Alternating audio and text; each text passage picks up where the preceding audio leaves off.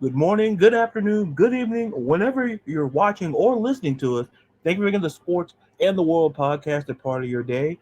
And once again, we're going live again. And my guest tonight, she's the founder of Unwind and Football. We'll talk about that later.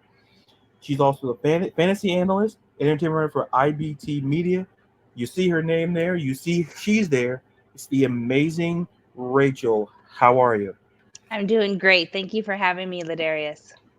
Always, I knew, and you host these amazing get-togethers, and I always thinking like she would be a great guest on the show because the energy, the passion, and we're gonna get into some of that and kind of jump into it. From fantasy football, from the community which we met. I'm just kind of curious. Everybody kind of has a story of a journey how they got into the world of fantasy football. I love hearing these type of stories because it's so vast. So I'm curious, how did you find yourself getting involved in just absolutely loving fantasy football? So I like to consider myself a late bloomer. I didn't start watching football until 2017 when the Vikings were having a successful season, and I was like, I better pay attention because everyone's talking about it. So I started watching, and then 2019 I joined my first league at work. I heard coworkers talking about their fantasy football league, and I was like, what is this that you're talking about, and can I play? And so that started this addiction. And I don't know if there's meetings or not, but I am addicted and I love it and I don't want to stop. So I started in 2019. I was in that work league for 4 years, but I'm no longer with that work unit. So sadly, they didn't let me in last year. But I have many other amazing leagues that I've been in and have tried different formats like IDP and Dynasty and Guillotine. I love best ball. I love redraft. I just love fantasy football, and I think most of you watchers love it as well. That's why we're all here. So it's really fascinating, and I guess the follow up question would be, you don't have to know the exact number, like because I know because we follow each other on Twitter, and I know you mentioned something like you're not in enough leagues, so that led me to curious question: how many? It doesn't have to be an exact number, but how many leagues? Whether it's best ball, redraft, IDP, how many leagues do are you in? Just a rough number. Well, I don't know with the best ball, but I keep count of the managed one. So at Okay, 14 managed, which is a lot for managed, I think. So I think I need to max out at the managed, but I can do lots more best ball. So let me in any draft. I'm ready to go. These last 2 weeks, let's draft, draft, draft. I love it. so if you have a league and you need somebody else, I mean, That's not a I'll, managed league, ideally. yeah, ideally, there you go, right there. I Get say get right. ideally, but like certain person are like, hey, you want to be in this league, and they're like, okay, I can't say no. There's Yeah, times when you can't say no. yeah, it is. And see, to me, it always like if you know the person who comes to you, like, oh yeah, sure, because like there's some people that go to you like, I don't know, but to me, I have the same kind of thing where it always depends who comes to me, and because if I know that like I'm gonna I think about the long term, especially if it's gonna be. I'm like, is it gonna be cool? Is it gonna be okay? You know, all of that factors in, and I'm like, you know what? Sure. And listen, 14. I know people who read. I mean, to me, I'm in just let's see, off the top of my head, I think I'm in maybe 10 between Sleeper and Yahoo. I think I'm in 10, and like I said, and I still want to do more because it's something about I don't know what it is. It's something that makes you feel like it's connected, and it's always strategy, and I love strategy, and I guess that's kind of a way because you kind of have to predict who's draft, especially where your draft spot is, which is always important. I tell people I never want to draft at the one spot. That's just too much. Like that's like there's worse things in life, but me drafting, I don't care what league it is, I don't care what format it is. I'll take. Give me, maybe in the midway 5 or 6. Don't put me anywhere else. So that's also advice to those watching. Like, Don't come and say we have a number one spot open. I may not respond, but For Christian McCaffrey, you would say no. well, no. See, here's the thing. To me, it's just a lot of pressure, and I know it's fantasy, but it's like obviously I would go McCaffrey, but then me being a Falcons guy, I'm like, well, Bijan's there. See, to me, it's the balance between my fandom and what I know is right, which can sometimes be a huge trap because for me, for Bijan, if Bijan's there, and I know in one draft Bijan was there, and I don't know if it was Jamar, it was a receiver. Logic told me get the receiver because I read it. I'm like, what did I do? I went Bijan, and I'm like, you know what?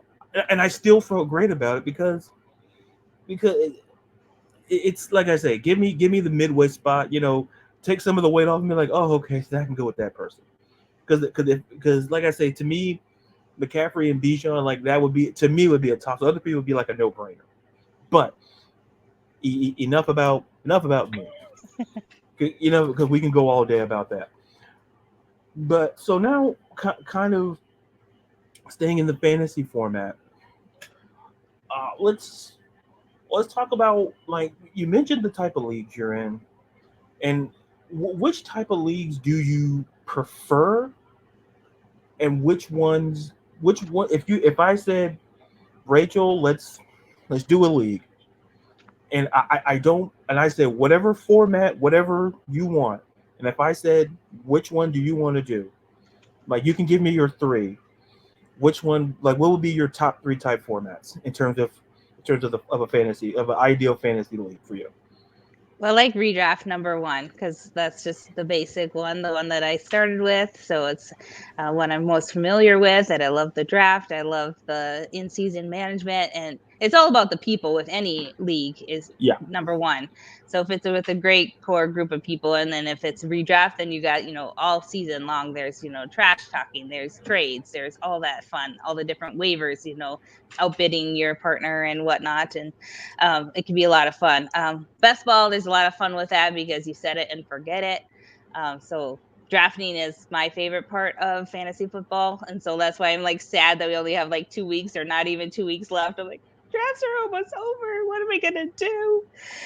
And then, oh, you want me a third one? I do like guillotine. I started that last year, and so I'm in it for my second year. I'm trying one this year. It's fun. It's a different kind of adrenaline because you need to draft smartly with that, because you need the later bye weeks, you need the high volume and the reliability.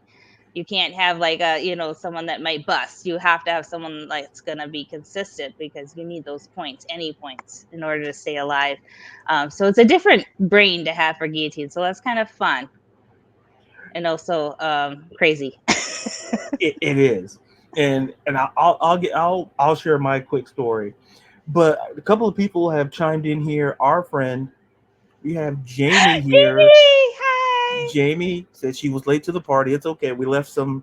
We still have drinks and food. We're still here. I don't know how much of it's left.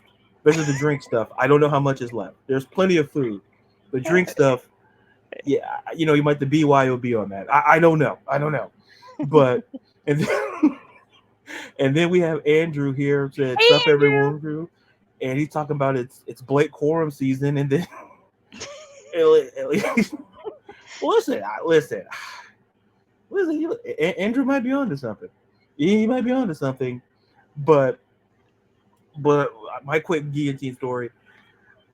We all know the amazing. I'll mention his name. He's probably not even watching, but he'll feel bad about it. I mentioned his name and said, "Well, you didn't watch." Joey Wright, and I love Joey. And it was a Survivor or a. See, this is how numb. I do Dynasty. I'm in a redraft. I never did like a guillotine Survivor. I had no idea what I was doing. He's like, "Hey, do you want to do?" I'm like, "Sure," and I'm like, "I don't know what I'm doing." And then when I said, I'm like, "I don't know what." And in long story short, like to your point, I had to figure out volume versus bye weeks. Bye weeks are uber important. It's important in every league, but it's specifically if you're doing guillotine, like it's super important. And I'm like, oh, I'm drafting 6 guys for a week 13 bye. This is not good. It's not good. But the long story short, I ended up winning the league, and I'm like, people are like, how do you do it? I have no answer for you. I don't. I took the You approach won of a guillotine? Oh my god! I don't Good know if it was a job. guillotine or Survivor. Oh, it might have been a Survivor league. Or survive. Okay, but still. But like guillotine, like I saw, no, like because I think it was Survivor, and somehow I was like, how am I still? So I'm checking every week. How am I still in this? And then I'm looking like, and then I'm like, how am I still in this? I'm like, I don't know what I'm doing. And like I didn't tell Joy like, oh yeah, no, I didn't tell her I know what I was doing. I'm like, no, it's all about the facade. It's like, and I said, just draft, have fun, be yourself, and that's what happens. It's a great life tip. But the transition from fantasy, let's talk about some real, not saying let's go from fantasy to the real deal. Now, I know you're a Vikings fan. I assume I if am. I'm reading the Yes, room correctly. I have a skull bracelet that Charlene made for me. Oh my gosh, Oh skull wow! and an unwind bracelet. Yeah, that I Oh got at wow! the expo. Okay, showing off bracelets here. So, note to self: add bracelets next time I interview Rachel. Bring Rachel back in 6 months. Have extra bracelets. Have a sleeve full of bracelets. Arm hurts today, but the pleasure of it all tomorrow. But so so you mentioned how you got into kind of with the fight. Was that about the same time you became a hardcore, right about the time you got into fantasy, or was it a little bit before you became a Little bit, Vikings fan? little before it was Vikings. 2017, I started watching football with the Vikings, and so that got my love for football started there. And then that was impeccable timing as the Minneapolis Miracle was that season. I'm like, oh my god, Oh, that is incredible. that play. So seeing this, that beauty of football, like I was raptured forever, like this is what the magic of football is. And I'm like, I'm here for it, and I'm here for the Vikings. I mean, they've made me cry since then, but I still remember that miracle, and I'm like, let's get back to that. Yeah, listen, I get the pain. I think of the thrill of victory, agony of defeat. Listen, being a Falcons fan, listen, I tell people, oh, what's your moment? And every time I see like when March like 20th rolls around, I try to stay away from social media because people try to make the 20th to 3 thing, and I'm like, I just want to come on here just to have fun. I do. It's like I know what happened, and to me to this day, what happened all these years ago. That doesn't matter. We had a lead on arguably the greatest dynasty of our generation, with arguably the greatest quarterback and the greatest head coach, and we didn't know how to play football till after. I forgot who scored the touch, and I'm like, and it's like all of a sudden it's like 20-3, all of a sudden 20, oh, it's 28-10, and I'm like, this is, and so I walked away from the TV, and I said, I don't feel so good, but and then like, oh, did you see them the score? Like, no, I didn't know. The game shouldn't have went to overtime, but so I get it, that fandom is very very highs and lows. But like you kind of mentioned, that's what makes football exciting. Like, you're gonna have things that are gonna come in your favor, and some things, in my case, 28-3, which I will tell my children, my wife, every day that day comes. What's Daddy doing? I'm just staring out to the oasis. Don't. It's. I'm just staring out. Like, we'll go for ice cream. Give me about 20 minutes. Just let me. Well, let me do this. So kind of sticking with the Vikings and looking at this season, kind of moving forward, like nothing really deep, but JJ McCarthy, first round pick, out for the year, and Sam Darnold presumably is going to be the week 1 starter. So I guess to kind of get your thoughts on JJ McCarthy, the injury, and then your thoughts on like the confidence level there, and the confidence level for Sam Darnold. Listen, he's to me, I kind of put him. He's not terrible. but he's kind of there. So just kind of get your thoughts on JJ McCarthy and the situation there, the injury, and thoughts moving forward essentially with Sam Darnold for the remainder of for the remainder of this season. Okay, yeah. So the injury to JJ McCarthy was very crushing because it was very hopeful that we got him, that the Vikings moved up in the NFL draft to get him. Well, initially I wanted Drake May, so I had to deal with that grief first. But then they moved up to get JJ McCarthy. I'm like, okay, I see what the Vikings are doing. They have hope for the future. They want some young blood in there. They have some ideas of how they want this organization to look like going forward. But then that injury, I'm like, oh my God. And I have never been a Sam Darnold fan. Um, but that being said, he's not the worst there is, and he can, do what needs to be done. And we have the weapons. So if he relies on the weapons, he trusts in them. He trusts in Justin Jefferson. He trusts in Aaron Jones. So we have Aaron Jones now. I'm really excited with that. I know there's some people out there that are like, oh, he's been declining in the past years, but I am super, super excited for Aaron Jones on the Vikings. He's going to be great for the dump offs and the short passes because he can do it all. Aaron Jones can do it all. And I can't believe like I'm rooting for a Packer. He used to be a Packer, but he's not anymore. So I can love him now, right? Yes. I'm okay to love him, right? It's okay. It's approved. Um, so yeah, I don't know about Sam Darnold. I'm not excited about that, but I have faith in our weapons. And Justin Jefferson is a beast, and like he will get the ball no matter what. You saw some of the plays he made last year. I don't know what game it was, the one where he's like totally like leaps in the air, and I'm Mhm. like, how did he catch that? And the defender was right there. The defender did everything right, but yet Justin still got the ball. I'm like, yeah, he's dominant. So um, I have hope that this will be a good season. I mean, preseason they did pretty well. We have some good depth on that team, so we'll see what happens. Yeah, to me, really quickly, when you're a great receiver or you're a great player, people worry about the corner situation. People thought that kind of hurt Justin, and I'm like, look, when you're Justin Jefferson, when you're an all time dude, as long as Sam Darnold knows where to put the football, just in anywhere in Justin Jefferson's sight, I'm pretty sure he's gonna come down. He's gonna win those jump balls at least 80 to 85% of the time. There's maybe a handful of corners that could, you know, contain him to a degree, but for the most part, I think it's trusting Kevin O'Connell, putting it, just building around what Sam Darnold can do best, and I think that's always important to me. Is kind of the coach build around the skill set of the quarterback. So I think it's going to be fine. And Jamie, oh no, I don't know if I should put this up, but I will. Is I she mean, talking about Kirk Cousins? What's yeah, happening? I mean, it's good for me. I don't know about you, Rachel, but it's What great did for she me. say? What did Jamie say? Come on.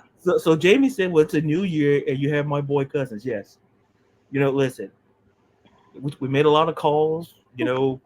That tampering stuff. I don't know what that's talking about. We did it the right way, and you know, I told Kurt, listen, you can't be talking about stuff like that because we lose money. You can't. No. Just the next time the reporter asks you a question about what, you say nothing. Just do your dance and then you get off the podium. That's all you do. You don't say nothing. But so he said, so she's rooting for them this year. She said, sorry, Rachel, to bring up Cousins leaving the Vikings. Jamie loves Kirk Cousins. That is her guy. Yeah, So I always knew Jamie was good. I already love Jamie as it is, and we're going to talk about something else that we all three of us love toward the end of this show, and it's I don't know how we're going to segue to it, but trust me, we'll they get there. they pay me not the big bucks to figure that out. So so so now we talked about the Vikings here, and we're going to transition from talking about the Vikings to talking about something that you did and you started, and it's the reason I surprised, like, before she didn't know, like, we did like a prep meeting. There was no prep meeting, we just saw each other, and it's like we were going down the hallway, say hey, and just point at each other, and then we just stopped to talk, then we went back to our cubicles. But this amazing thing you have here with Unwind, and I'd love for you to talk about it. I think it's amazing, the concept and the premise, but let the listeners and viewers know what Unwind is and why you founded it. So I started Unwind last October 2023. It was prompted out of basically just missing my friends from the expo last year, and especially Hema Martinez. She and I became besties last year, and I'm like, what? Why do I have to wait a whole year to see my girlfriends again? And so I thought of this idea, like, during COVID, we all learned about Zoom and all these virtual technologies we can utilize. So I'm like, what about doing a Zoom meeting with all these women that love fantasy football? So I started that idea. I wasn't sure how it would be received, and apparently it was received really well. It's been a success. We've had 14, I believe, Zoom meetings since last October. There's been about 80 or so women involved in at least one Zoom call. We have women from all over the country, from all over the world. We have some women from the United Kingdom, we have Italy, we have Mexico represented, and then all across the United States. Everyone with different levels. We have content creators, we have content consumers.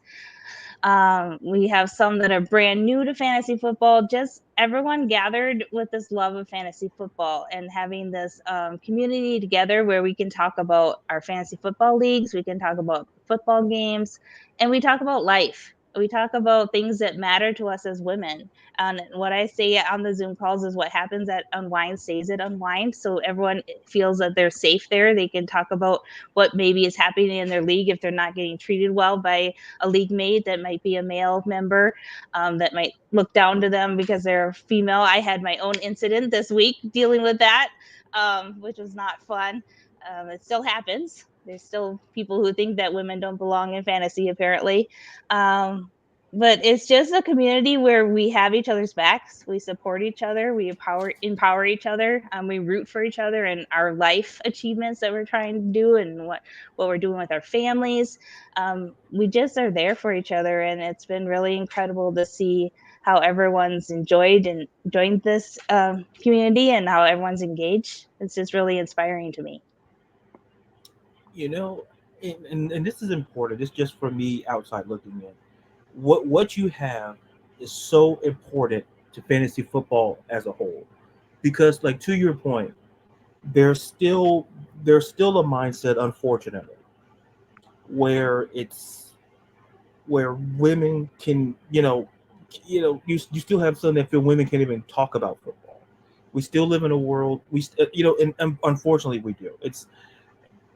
And that's why what you have, and with Unwind, is so important, because it gives, and to your point, it gives women the space to talk and be open and honest. Because my biggest thing is that I can't imagine being, in and having someone tell you that you don't know what you're talking about.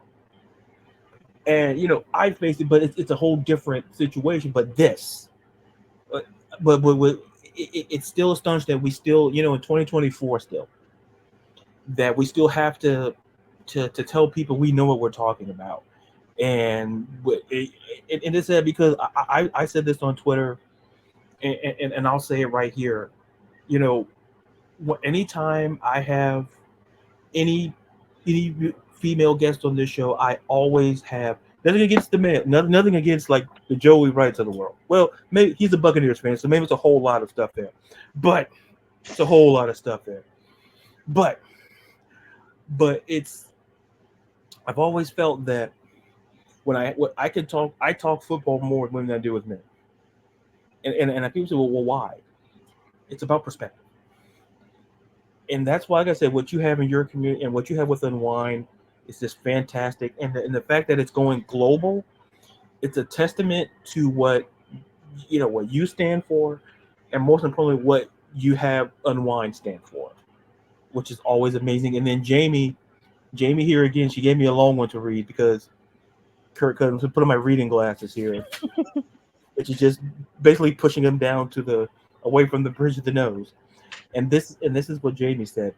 I loved Unwind. She said, "Love Unwind, and so glad I got, and glad I somehow got connected, and because I have met so many amazing, wonderful people, including Rachel and Lydia. Oh my god, we're not gonna cry on this show. We're not gonna. It's just true. After 200 episodes, I'll start crying, but we're not there yet. We're not there yet. But she made the off season a lot more fun too. Thanks, Rich, for being awesome, and continuing these regularly. Listen, like I say, the work that you're doing, Rachel, is so important, and I hope that you know what you're doing is important because it's still needed. Like I said, we still need it, and the fact that people can have that safe space is always important because you always need that safe space.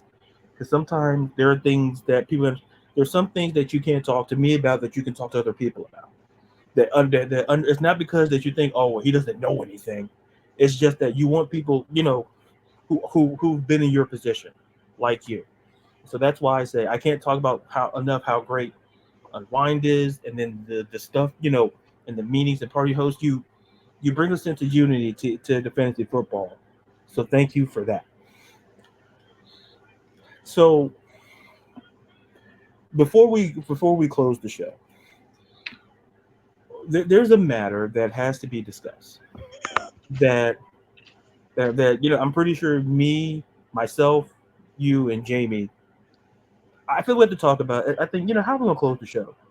This is how we close the show. Why? Because I said so. No, but I have no other better answer than that. But and it's about food. So hope you're all still here. So I think this is what they've been waiting for. yes, they're like, what were they talking about the first 20 minutes? Like, this is the stuff what we came here for. I don't know what that guy was talking about. Like we were listening to Rachel all the time, but that guy and then glasses, we don't know what he's talking about. Just talk about the fries, pal, and we can get at it. But this is why we showed up. But to me, well, it's about fries. And but well, why are fries important? Here's the thing. Here's why. Because we still listen. Everybody has a right to choose. What type of fries they like. But here's the thing. If you write down the pros and cons of fries, like the one fry that you'll have minimum cons for is Crinkle-Cut fries. Like Yes. it's like there's like listen, shoestring. I can go all day about that. Like first of all, like they're rinky. Like we're not doing that. And then some people, some try to and like I don't know what they have like the steak fries, which are good. They're flat. If you like that sort of thing, great. Like, But sometimes they're a lot. It's a little too much. yeah, and see, and the thing is, and if you notice, like if you go to a restaurant that sells burgers and fries, they will put like they'll put more of the shoestring or those rinky-dink more than they will. It's like they have a budget on the Crinkle-Cut fries. Like we can't give you a whole lot of those, but we can just dump a whole. Why? Because they're so small. And because they're saving the Crinkle-Cut for themselves. Yeah, yeah, and quite frankly, it ain't right. And if I go back in that kitchen, we're gonna make a stand on this right now. Yeah, like Crinkle-Cut is for everybody. Like, honey, where are you going? No, I got this. Let me handle this. They're just some. Let me go back. I'm just going to the kitchen. I'm just going to the kitchen. I just want to see what's back there because they told me no Crinkle-Cut, and the menu says it. So why would you put something on the menu that doesn't exist? Like these shoestring fries, like you look at me and you say, hey, you think I'm a shoestring guy? That's insulting. It's everything I stand for. But to me, and like, well, why are fries important? Because here's the thing, folks. So we can debate burgers and all that, but like fries make a difference. Because Crinkle-Cut, you get it's first of all when you fry it, it's nice and crispy, it's solid. Listen. Jamie jumped in with the all-time with the best answer here. Bring it on. It is the utility player of fries. Mic drop right now. Mic drop. You can take Crinkle-Cut, get him off the bench, put him in the game. It's going to be a game changer. You can't do that to shoestring. You can't do it to steak fry. You can't do it to, like Like Jamie gets it. She gets And it. and also I did my prep for this show when it came to this fries topic. I did a poll at work. There was 1 vote for steak fry, 2 for shoestring, but 3 for crinkle cut. Boom. They, I could have folks, kept going. Crinkle cut would have won. yeah, but Kept winning. folks, listen, that's just science. It's numbers. Like I into the one person who the shoestring, like There was 2 shoestring and 1 steak fry. I don't know why there was 2 shoestring. yeah, I come into the office. Look, I feel that the synergy here is off. We're doing great numbers. No, I get that, but when I order for lunch, I order a crinkle cut, but then you're talking about no thanks. That makes me feel you don't on the same page with this team. I mean, it's like we all have the same playbook, and it feels like you're just taking our playbook and just doing what you do to crinkle cut fries and throw it away. They're going rogue. I'm like, there's a playbook for a reason. It's like, look, and like Jamie said, it's crinkle, it's utility. You get it, and it's great, and that's why people get it. Are there You know, other viewers? Is there any interest in? Is there other votes for crinkle cut? No one's like right, against us on the crinkle cut. Let us know in the comments here. right, yeah. Listen, yeah, sometimes like I say, Rachel takes the wheel sometimes when I go off and look out the window and see the pretty clouds. So listen, because to me, are you crinkle cut? Are you shoestring? What other type of fry are you? And put that below because see, listen, I I, I never like I grocery store and you just pick up a bag of shoestring fry. It's it, It feels it cheap. yeah, exactly. I don't want to denigrate fries, but listen, so be it. If defending in defensive, crinkle cut, yeah, I'll defame it. Sure, I'll defame shoestring. It's heavier, and I'm like, this doesn't feel right. Like this is way too. It's so small, then you're forced to eat half the bag. When you don't really crinkle cut, you get your nice portion. And the texture, oh my gosh, Ladarius, the texture of crinkle cut, it's divine. Yeah, and then I tell people, it's like you can have your dipping sauces, or sometimes you good fries may not need a good dipping sauce. It's all up to you. Just go hot the fryer, Yeah, and you're done. some of them have good seasoning. It's like, ooh, I don't need ketchup for this. This is delicious by Right, itself. and that's what makes crinkle cut so great because if you look at the design of it, you can fit some spices in there, and it's so uber delicious. So, and then let's see, Any Andrew. comments? Yeah, oh, it's a lot. Well, we were just ranting. Let's see. Okay, let's see. Andrew jumped in and said, "Listen, crinkle cut gotta be salty and crisp. That's true." That's a And, given. Yes. and then Andrew also added, "Air fryer changed the game with store bought." Yes. See, these are the type of people that belong on this. Like, these are the people. Like, the next time we do a show together, we're going to have people bringing crinkle cut fries to us, and we don't know why. Like, hey, I watched you and Rachel. Like, thank you. Later fries. Oh, Can't yes, be. that's gonna be the new gift. Yeah. Like, oh, what about money? Instead of bracelets, I'm gonna get crinkle cut fries. Instead Right. of bracelets. They're like, oh, that's a great bracelet. Yeah. So the fries. And then I saw Jamie said something here. She said, I said, but you can get them crispy on the outside and still soft. Yes. And yellow mustard is a good dipping sauce, which is true. I Along will with just. ketchup. I'm gonna disagree on the mustard. I'm all about Oh, the ketchup, but you guys can have all the mustard. That's fine. I'll give it to y'all. note to self: we're gonna send a whole box of mustard to Jamie. So when you see that UPS or FedEx truck pull up, and you see you see our names on it, let to be clear, it was a joint decision. I don't. I want to go outside, look at my door, then I see double the box of mustard. I'm like, great. I get it. And then, like I said, everybody in here gets it. And then listen, Andrew said, "Holla if you hit." Listen, he's got the hookup. We're gonna holla if we hear him. But listen. And he talked. I think he talked about like five. He said Five Guys style all day. I said I haven't had the Five Guys fries, so I don't. I can't comment on how Go ahead. good. Are those crinkle cuts? Those aren't crinkle cuts, are they? I don't think I think so. they're stick ones. Yeah. They're more than a shoestring, but they're not quite a steak fry. Is that right, Andrew? Remind us. Yeah, Andrew. Yeah, what she Because said. it's been a while. Sorry, I'm like taking over your show. No, it's listen. You'll be surprised. Listen, you'll be surprised. Like I'm here. I'm just a guy. I'm like, and then Andrew, I think, kind of agrees with you. It said no ketchup. Hashtag Chicago. Hashtag, I guess Chicago style is no ketchup. Okay, gotcha. Yeah. So, and if he's a Cubs fan, listen. Oh, that's what that picture. Okay. Yeah, I think that's a bear.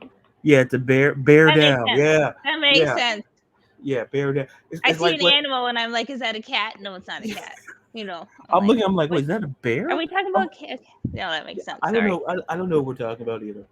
I'm looking like I watch classic concentration a lot on the game. So I'm like, Oh, so it's like the read. So it's like, oh, that's a bear and that's down. Okay, got it. As a Falcons fan, when I see the sun rising and up, I know it's rise up. So, like, I don't know what the picture would be for Skull. Because I'd be like, just a picture of a Viking? Yeah. I don't know. Just when you do team stuff, I'm good, not great, but just good. That leaves me plenty of room for error, which, quite frankly, might be a lot. So listen, bear down. Thank you, Andrew. See, that's why you guys who always jump in and correct us. Not a problem. Me's not offended. Me's. And then he said, he said no guy. Okay, he explains with no. He explains it. He says it's okay. no 5 guys are fresh cut and some skin on. Okay. So just some of the skin. And then he shakes his head. I assume we didn't know what bear down. Listen. It's been a day, okay, Andrew? Just like okay. We like you, Andrew. Thanks for helping us. Thank you. Because listen, we're busy life people. And just when I go to at least we look good, right? Yeah, We might not be the I mean, smartest in the room, but we listen, look good. Glasses, the shirt. Listen. Bracelets. Well, see, that's what I'm missing. That's why I say I'm making a note because I assume I assume you want to come back on the show at some point. Of course, and we're gonna bring Jamie next time. Yes. And Andrew. And yes, and then they can have a debate, and it's like, you know what? I just sit back and go like this. It'd be a whole round table. And it's like, do we need a commercial? No, it's just good. I can step out, come back with some Crinkle-Cut fries and a sandwich, and then the show, it's just like being a captain of a ship. As long as we just stay on, we're not trying to go left and right, we just go right down the middle. Like, I'm going to grab a snack. I assume you can run the ship, and we're great. It's all about the snacks. So, Ladarius, I have a question for you. Yes. Do you have a hot take for this season? Oh, do I? Oh, I love this. See, I always love when the questions come on me. I'm like, I don't know if it's a hot take, but I guess I've been on this CJ Stroud for MVP kick. Ooh. And it's based on, and I put a little bit, I put a little something down on it, but which I will do. I took the over, but anyway, I did a Cousins prop. But anyway, that's a whole different. But for CJ Stroud, to me, I just look at the way this offense is, and it's like, it just seems like it's more like they're not going to neglect the run game, but the Texans offense feels like a big play offense, and I feel like it fits what CJ Stroud does, and then you add on, and you bring in a guy like Stephon Diggs in a room already with you got Nico Collins, and I can't think. There's a third receiver. I can't. Tank Dell. Thank you. And you got and you got Schultz. You got Dalton Schultz. So and now Joe Mixon as well. So this offense feels like CJ Stroud can't do any wrong. And people are like, well, the rookie maybe. To me, I just look at it's no disrespect to Mahomes, it's no disrespect to Burrow, and to me, the whole Josh Allen thing, I think he's gonna have a great year, but to me, not an MVP type year. I just look at CJ Stroud and go, everything is built for. And then I always tell people, you see what division he's in? I tell people, you look at, and there's no disrespect to the Titans, No disrespect to the Jags, no respect to the Colts, but to me, a hot take with me is like CJ Stroud for MVP, and I feel that I don't think I don't think it's out of reach. I just based on what I saw last year, I'm like, you add it and then you add on Stephon Diggs. Like it's like okay, well we know what the offense is going to look with Bobby Slovic and those guys are going to do offensively. Like they're going to throw the ball. It's a big play offense now because it's basically if we can get Stephon Diggs, that 1,000-yard receiver Stephon Diggs, and then there's no telling what Tank Dell can do. I'm And there's excited for Tank. Oh my gosh, yes. it's like it's amazing where they're going in fantasy too. It's amazing, and it's like, well, Stephon's supposed to be an ADP. It's like if you look at the ADP of either Nico and Tank, it's like if they're hanging around those later rounds, snag them. It's the same process I feel about Schultz. Is because everyone's going to eat in this offense. It's not going to be where it feels like well one person's going to. I think if we go by that, I think everyone's going to have great fantasy value, especially them. And I think especially I tell people don't sleep on Schultz because that's the guy no one's really talking about. And for a quarterback, a tight end may not run the deepest routes, but he just as much impact on the offense as well. And so let's see. And some people, Andrew here, yeah, Oh, he knows spicy. he knows spicy, Five and and pepper. he's also got. He talked about Caleb Williams, like Caleb Hype Train. Oh, Listen, he must be a Bears fan. yeah, Chicago. Okay. yeah, the Bears, the Bear down, yeah. I'm Vikings, so Bears are in my division and they scare me. I will admit that the Bears are scaring me from the NFC North, and I'm like, oh, the Vikings are Yeah, gonna not be great against the Bears. and the thing is with the Bears, it's like to me, and someone said like what team, I forgot who posted it. I think it was Steffi Small. But post like what team is going to do better? I think the Bears. I think Caleb makes them better because they made a decision to move on from Justin Fields would look like to be the right decision if you put stock in preseason. Like Chicago made the right decision in the offseason and moved on from him, drafted Caleb Williams, and like most you would want, to me, I'm all for like sitting a rookie, but like Chicago, like what does the Bears have to lose in the situation? I look at them and they go out, they get a veteran guy, you get Keenan Allen to go with DJ Moore, and then they draft Romeo Dunze. And Cole Kmet, I don't know how much of a factor he's going to be if we're looking at this from a fantasy and an on-field aspect. But like, look, so I'm just curious to see how that kind of works out because, like I say, that division is going to be super interesting. Like people say, with Minnesota's going to be here's what I always say. People could Sam Darnold's not great. Listen, if you have Justin Jefferson on your team, Jordan Addis, I think Hobson, he's going to be out there. I think he's on the PUP list. So he's going to have the first 4 games.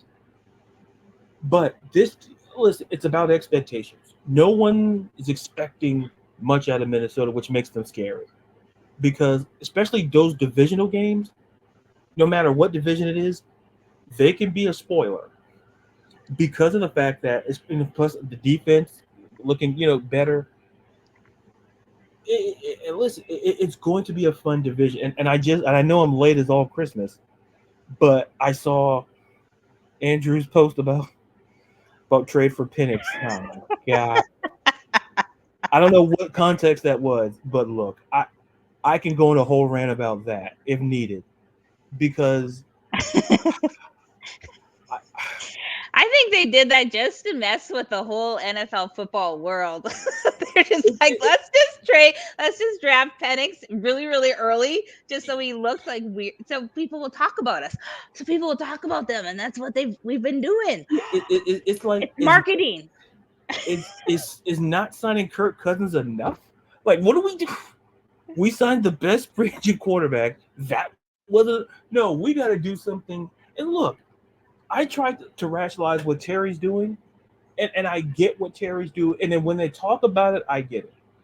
Because here's the thing: whether I agree or disagree, it's already done. But Terry must have looked at when he signed Kirk Cousins. I guess his logic is Kurt's going to maybe be here maybe 2 years, even though it's a four. He's got a lot of guaranteed money. So if Kurt walks away after 2 years, or who's to say he stays all four? If he's healthy and he still has the arm is still there. He said, the logic is we're not going to be in a position to draft another quarterback if Kurt leaves. We're going to be drafting maybe in the 20s. And, we're not going to get a top-end quarterback because we don't know what the quarterback class is going to look like, say, maybe 2 years from now. So I get the logic. It's the question mark with Penix is his health. Is that we know he suffered the injury, and his age, to a degree, plays a factor, but I get what Fontenot's doing. It's just because when they drafted it, and I saw the position, I said, well, I thought we were going to go defense. I thought we were going to go with Dallas Turner because all the numbers told me this man fits what Raheem Morris wants to do. Like he's a guy he can go down, put the three fingers in the ground. He can stand up. He's like a DeMarcus Lawrence type dude where he can just kind of be the guy. He could be the guy rushing the quarterback down on the line or stand there like a linebacker. And so I understand why they got Penix, because my logic is always this in a draft. If they felt that they didn't have any really pressing needs. So they said, well, let's address the need now instead of 2 years from now. Because if Cousins, like I said, if the Falcons are supposed to have the season like I do and what most pundits think, they're going to be drafting in the 20s. Ideally, heck, they might be in the 30s. So you're not going to be in a position to draft unless you trade back in, which you're gonna lose draft capital doing that. So let's get a quarterback now. Let him learn under Kurt, and he'll be ready in 2 years. And to me, when to justify it, I'm like, yeah, I can go with that because it's like looking at Minnesota. There was talk that maybe JJ wasn't maybe going to start the year if he was healthy, and maybe Sam was going to start the season no matter, unfortunately, what happened to JJ. Maybe just the plan was to let JJ sit, let a guy like Sam Darnold play it, and then if the season kind of went south, let's just say after week 8 or 9, okay, let's give JJ a look. So, because to me, I mean to go on this big rant, I apologize, but to me, when I look at New England, and like I prefer Jacoby Brissett to start than Drake May, and it's simply because we've seen what happens if you let a quarterback rest, especially a rookie. Let him, let him look. Listen, Andy Reid did it with Patrick Mahomes when he brought in Alex Smith. And we see Jordan Love too. He sat at the beginning. So to me, and to your point, there's more examples of letting a rookie like Jordan Love sat 2-3 years behind Aaron Rodgers, and they said, well, you know what, Aaron wants to go to New York. Okay, well we can get rid of him in confidence, knowing we have his successor here. And people were crazy when they thought Matt LaFleur drafted Jordan Love. It's the same stream of thought that maybe Terry Fontenot or Raheem Morris had in Atlanta. It's like we may not have the opportunity to get a quarterback like this in 3 years. Let's get him now. Let him sit. And I get it. And then Andrew jumped in. He said it was delayed on Phoenix. I know, Andrew. Listen, if you heard me read these things, me and the. He said it's supposed to be for the Vikings with JJ earlier in the show. Delays are something. That what do you think? I've done a whole bunch of talking.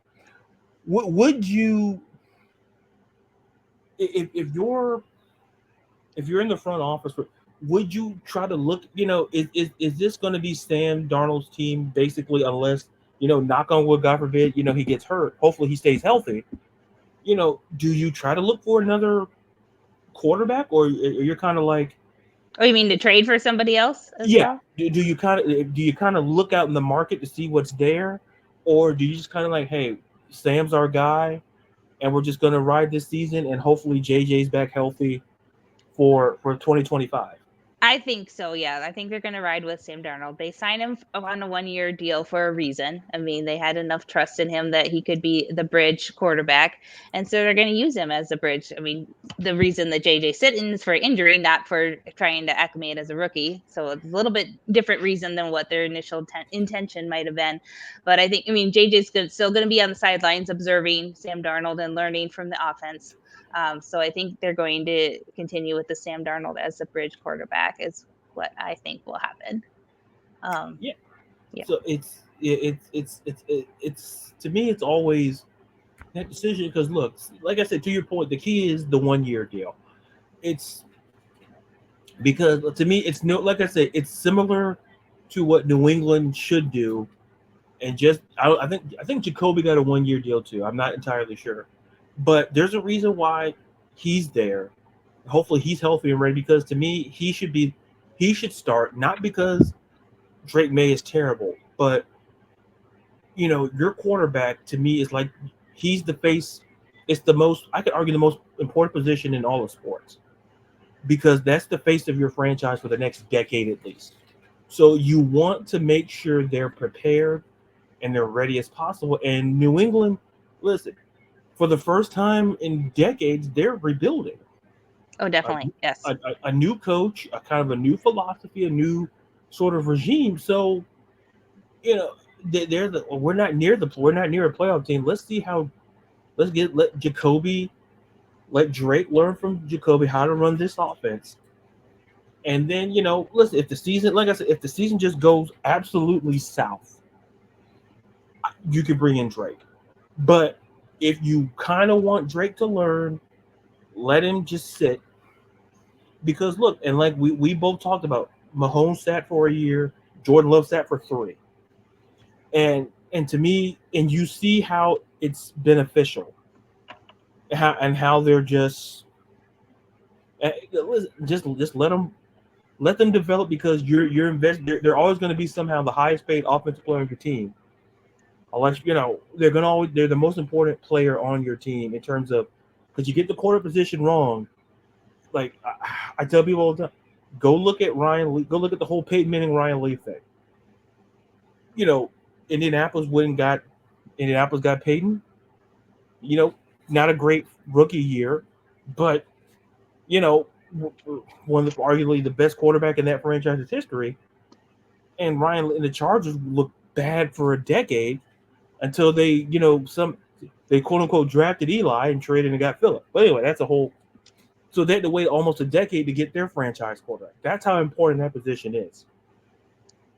So that's why I think the Vikings are going to just bridge with Sam Darnold because they're keen on JJ McCarthy being the guy. So they're going to just percolate him while he recovers, and then just utilize Sam Darnold in the intermediate time. Yeah, and I think Andrew said something here. It might have been delayed. He said the Falcons up there just elevated pace, bad choices, hoping they're coaching. I'll respond to it. It's like we're in Congress and like one senator says something like, "I'll take the mic here," but I understand where. If Andrew had gave me, had said the Falcons are a mess up there, to me, I had an issue with Dimitrov, the general manager of the Falcons, because I felt like he missed on a whole lot of picks. Like we missed out on T.J. Watt, who I forgot who we took, but T.J. Watt with a couple of picks after, and even how the situation was handled, like I say with Matt Ryan. Listen, I like Matt Ryan. I don't put that on the front office. I put that on PR because there were reports out there at the time that Atlanta was interested in when Lamar Jackson was quote unquote available, was trade rumors. And then you have Matt Ryan, arguably your best quarterback in franchise history, and he's reading this. So he's kind of like, maybe they just don't want me to be here. And to me, I don't think that was front office stuff. I just think that was just terrible PR. Whoever thought it was a great idea to let that leak out. Because Matt went on, got traded, he went to Indianapolis. And then And then we had, we dealt with Desmond Ritter and that whole situation. But I understand what Andrew's saying. Like, I think there's optimism for Atlanta in the front office. It's just what makes the question. But listen, as a fan base, a lot of us kind of look like Penix. It's like we didn't read about Penix taking no top, no visits or anything like. So of course it kind of threw us off, but it's the way that they talk about and they explain why. They explain why they took Penix, not because they think Kirk Cousins is not the answer. If anything, they feel like Kurt is the answer, and if Kurt can kind of get this team to be this team becomes a Super Bowl looking team, especially the move they made trading for Judon and signing Justin Simmons. Like, our defense was the bigger issue, for we got better there just like that. There's an offense now with Kirk Cousins, then you got Bijan in the backfield, you got Drake London, you got Kyle Pitts, who could kind of be he can be kind of a low key wide receiver, and given his so the offense is there, and they're built. So the logic is, hey, we got Penix because we think Kurt's going to be great. So if he's great, we're not going to be able to draft another a top quarterback like a Penix again. And listen, and Andrew made a point. Listen, and this is true. Listen, he passed on Mahomes when Pace was in. They took Mitchell. Look, I think this is a whole can of worms you're getting into, Ladarius. Well, he kind of opened. Andrew did, yeah. Andrew did, yeah. Like, I'm just the guy behind reading this. I think Andrew. As long as Ryan Pace is not the general manager, I'm fine. I trust Terry Fontenot as long as Ryan Pace is not making the decisions. Because look, for the Bears, like, even when it comes to that draft, like Mahomes, listen, like I said earlier, it's hard to get the quarterback position right because to me, if you get it right, you're gonna be great. It's like I'll use your Vikings, like decade. It feels like 20. It doesn't feel like it, maybe because I'm old, but when they drafted Dante Culpepper and changed the franchise, because they got it right. I mean, this is the same franchise that drafted Randy. It's like you're not gonna always, when you hit it, it's gonna be great. Like for Indianapolis, I tell people, think about this. This is the same franchise that drafted Peyton Manning, and they also drafted Andrew Luck. Two generational guys with Andrew Luck injuries, so you're kind of in what if mode. But it's always hit and miss with drafting. Even when we talk about fantasy, it's always hit and miss. It's where, like, I'll use my guy Kyle Pitts. Kyle Pitts went high on a lot of fantasy boards years ago, and then, but all of a sudden, he declined, and it wasn't because he was just terrible. We have to factor in how's he being used in the offense, if at all. Arthur Smith wasn't using anybody in that offense that was great.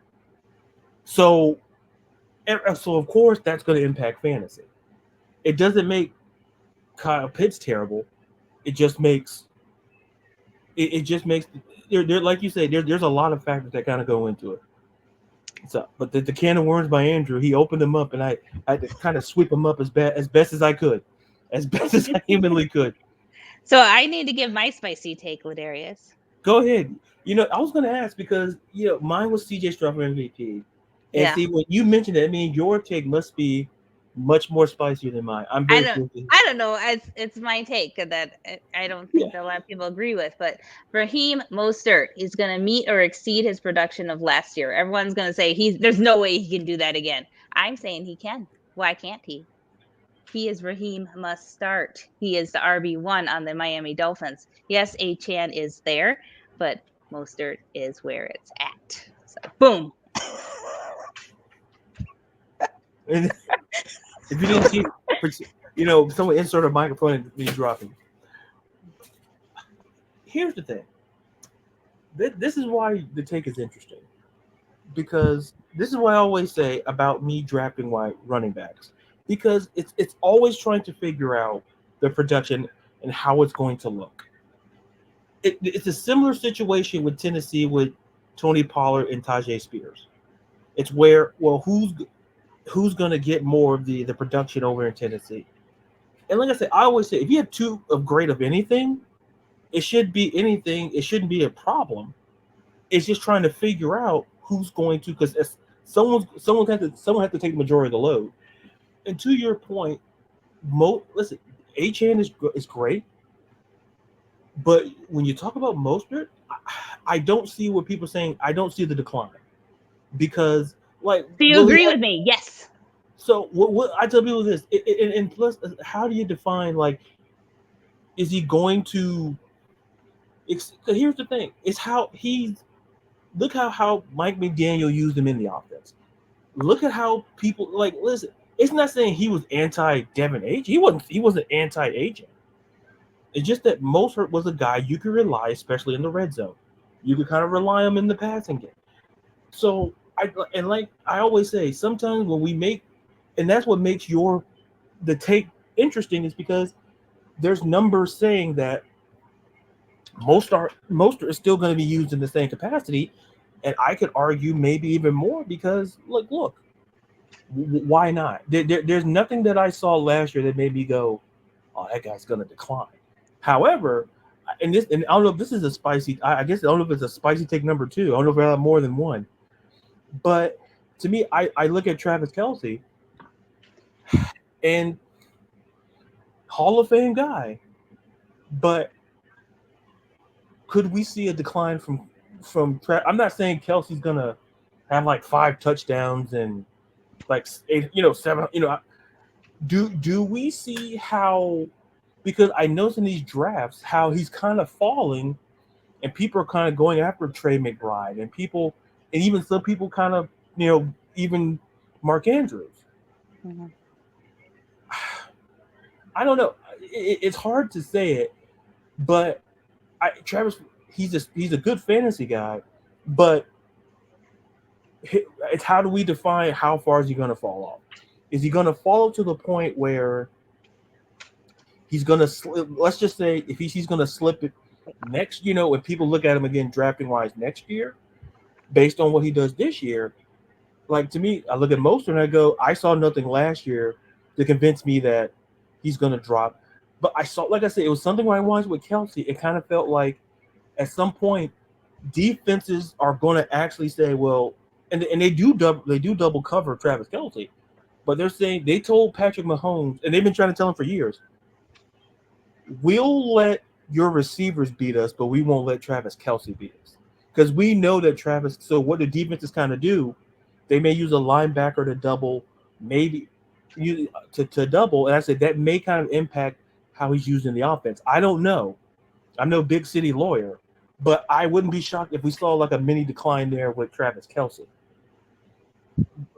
So I don't want Chiefs fans to be mad at me, because listen, I don't need it. I don't need it.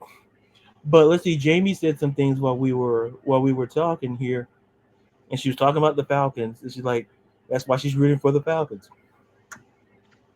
Yeah, she's coming. You, Jamie, and yeah, Jamie's definitely coming. Jamie doesn't know it yet until now that she's probably watching, that she's going to be on the show. Like, we're going to make it happen. Like, she doesn't know it yet, but she knows now. She hears it. Like she's going to come on the show. I mean, I don't know, but it's the Patriots are going to figure it out and rebuild. Yeah, the Patriots are kind of in that rebuild mode. I think the defense is locked and loaded, so that's what Patriots have going for them.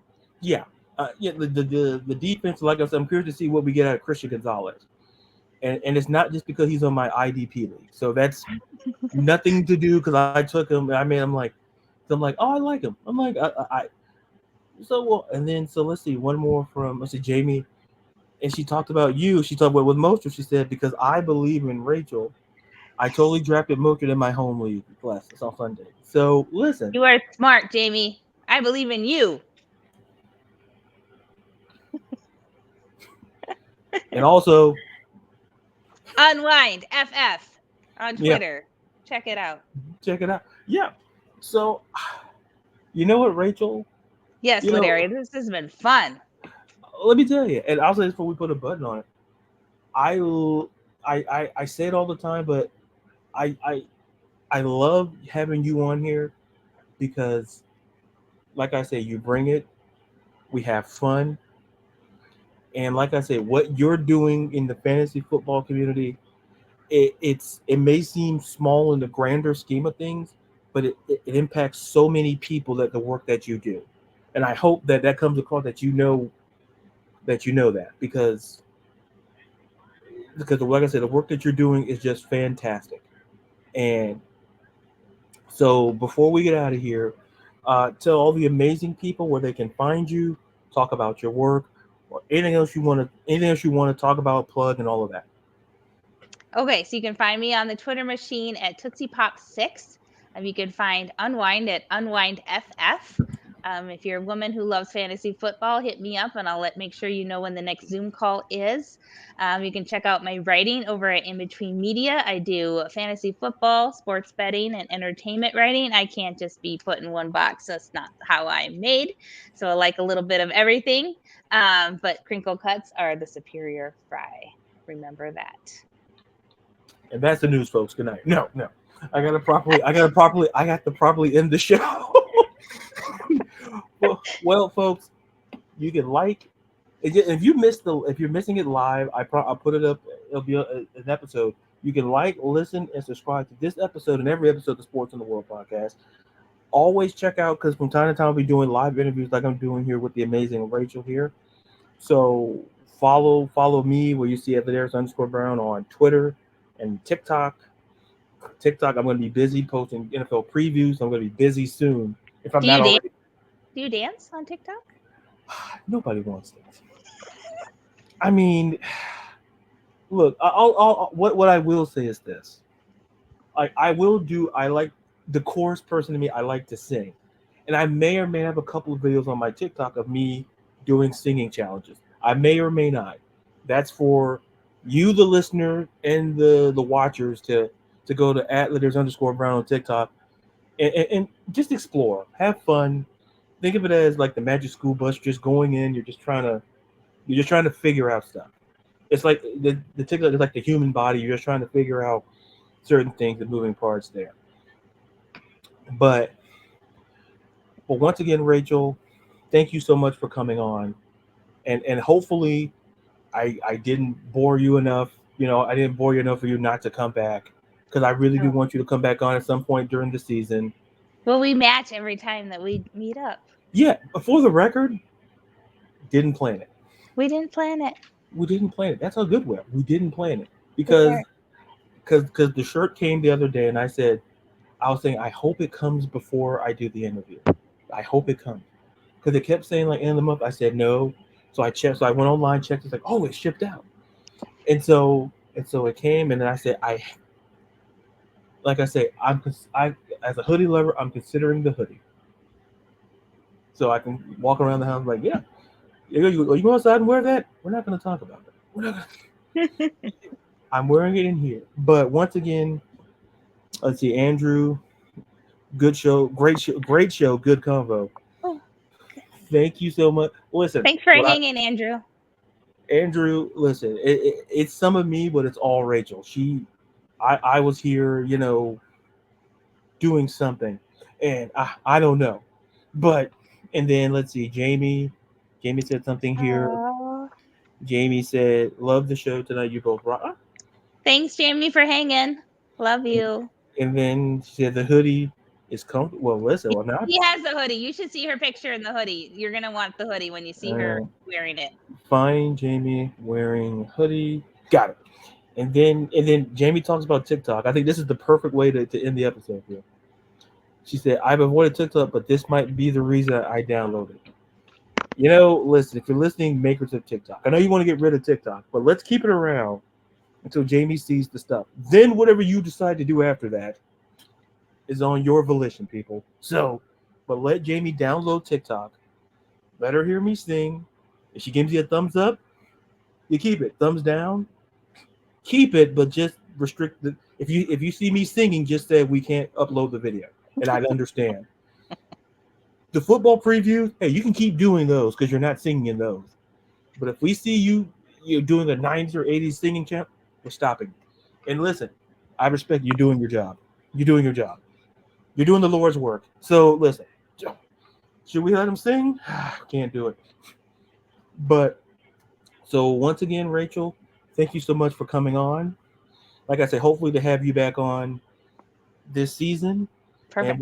we'll have more to talk about to see how our spicy hot takes are Yes. are turning out. So we definitely got to have you back on soon. Yes. So folks, until you see and or hear me again next time, I'm Ladarius. Be real, be you, be blessed, and be safe. From all of us here from the Sports and the World podcast.